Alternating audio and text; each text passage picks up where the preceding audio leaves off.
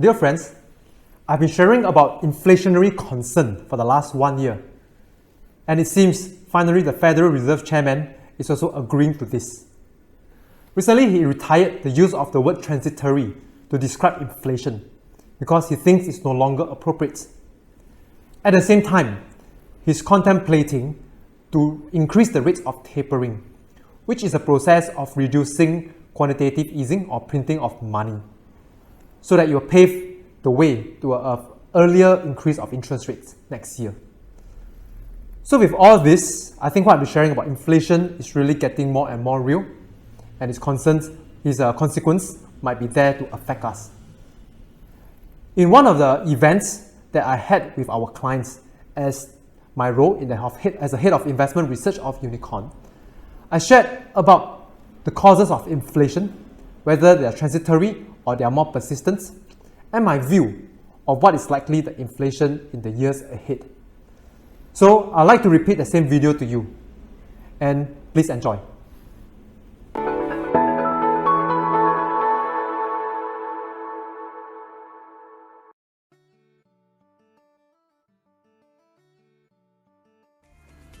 So, Unicorn has been starting to preparing for inflation since about a year ago.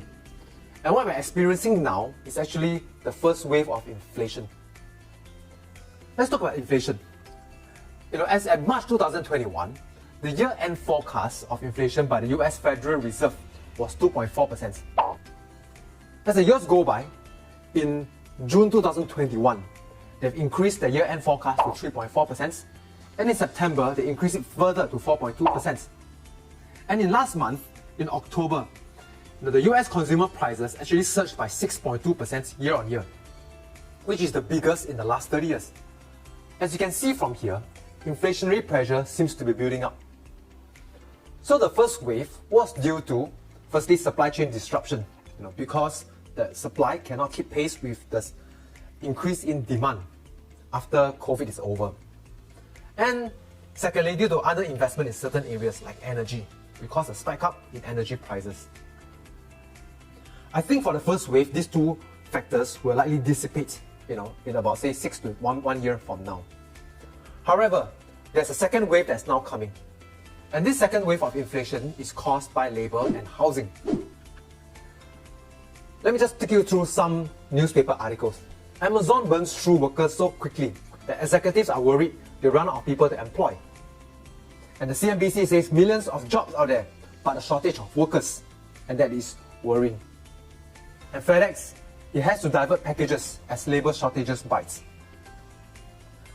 So as you can see, wage growth has been spiking up. As you can see from this chart, the spike at the right hand side, which is a 4.2% year on year. What is this caused by? Let's now look at this chart.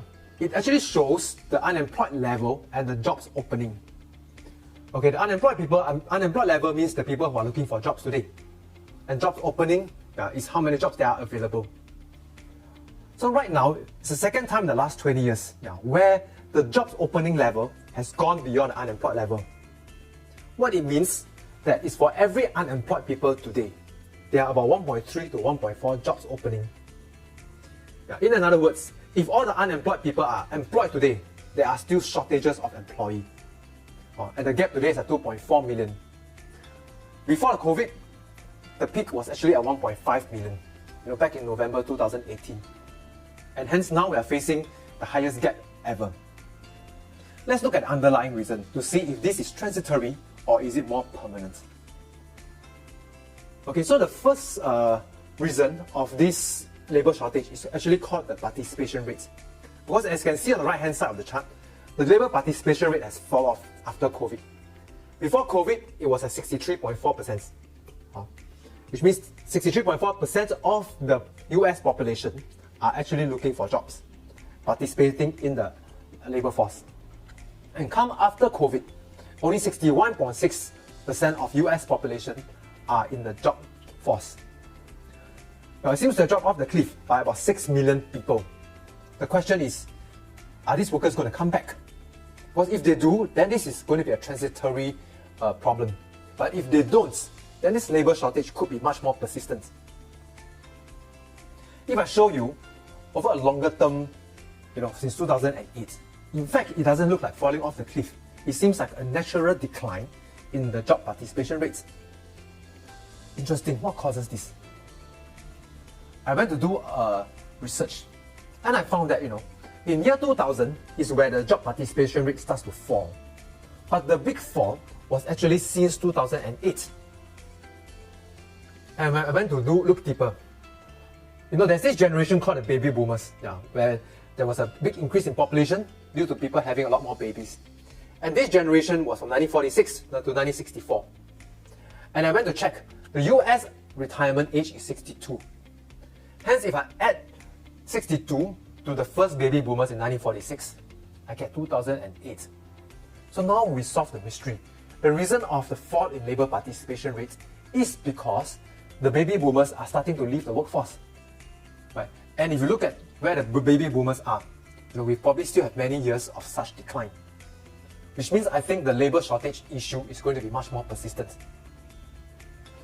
The second problem is housing. Okay, so you can see the housing prices and the rental price has gone up 10 to 20% year on year, where the inflation measurement of shelter has only gone up 2.8%. And this disparity is caused by how shelter price is being measured. Without going into the detail, the intelligence for this is that the inflation measurements is a lagging indicator, and it will likely be climbing up in the next few months. So what I think is the second wave of inflation is likely to be more persistent, and we've probably not seen the end of it.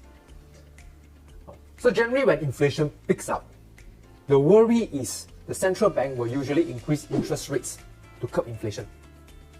And when interest rates rise, all else being equal, it tends to be a gravity to asset price. Asset price will fall.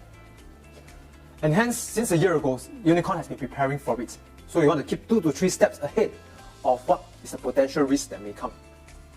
Okay, so firstly, we have our default position for our portfolio is about 50% in capital preservation, which are things like gold, cash and bonds, and 50% in equities. In July this year, we've actually reduced our equities exposure by 10% and keeping more cash. This will give us the advantage of having more cash to be buying into good assets if prices were to fall due to heightened inflation and interest rates. Secondly, we continue to maintain 10 to 20% of gold in our portfolio because gold historically tends to be a very good inflation hedge. And thirdly, we are buying companies that are very suitable for inflation. And what are they?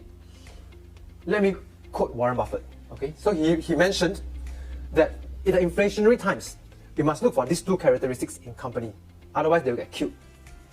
First is they must be able to increase price without a significant loss of per unit sales or market share. And secondly, they have low capital requirements, which means they can produce a lot more without having to buy a lot more machine and equipment. This means it can continue to raise price without a big increase in cost. And for such company, in fact, inflation could be a friend rather than an enemy. So these are the sort of companies which we are looking for, or funds, to put in your portfolio. And lastly, it's really a good financial plan, which I'm sure for all of your financial consultant has done a personalized financial plan for you. And this will ensure your internal economy continue to stay very stable as the external economy changes, such that we can ride through whatever volatility very smoothly for all of you. Okay, so that's what I'd like to share about inflation today. So I hope now you have a peace of mind as you see inflation risk being shown up in the headline news. And hence we can be having this smooth and successful investment partnership together. So as we're getting close to the end of the year, the festive season is coming. I'd like to wish you all a very happy festive season ahead. Thank you and bye. If you'd like to be listening regularly to the Grey Rhino YouTube to gain more financial knowledge and also investment wisdom, do subscribe below to the Grey Rhino YouTube channel and remember to turn on your notification.